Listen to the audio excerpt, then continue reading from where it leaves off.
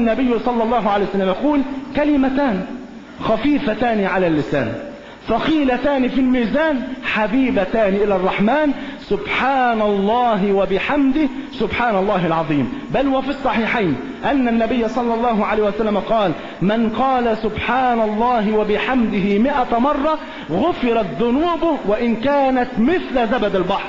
بل وفي الصحيحين أيضا أن النبي صلى الله عليه وسلم قال: من قال لا إله إلا الله وحده لا شريك له له الملك وله الحمد وهو على كل شيء قدير كان له عدل 10 رقاب، أي كأنه أعتق 10 رقاب.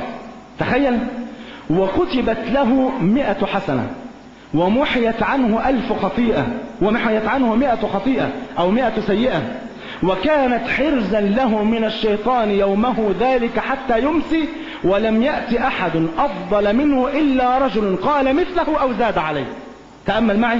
بل وعند مسلم أن النبي صلى الله عليه وسلم قال: أيعجز أحدكم أن يأخذ كل يوم أو أن يفوز كل يوم ب1000 حسنة؟ قالوا: كيف ذلك يا رسول الله؟ قال: يسبح الله 100 مرة فيعطيه الله عز وجل 1000 حسنة أو يمحو عنه 1000 خطيئة. بل وعند مسلم أيضا أن النبي صلى الله عليه وسلم قال: من صلى علي صلاة واحدة صلى الله عليه بها 10.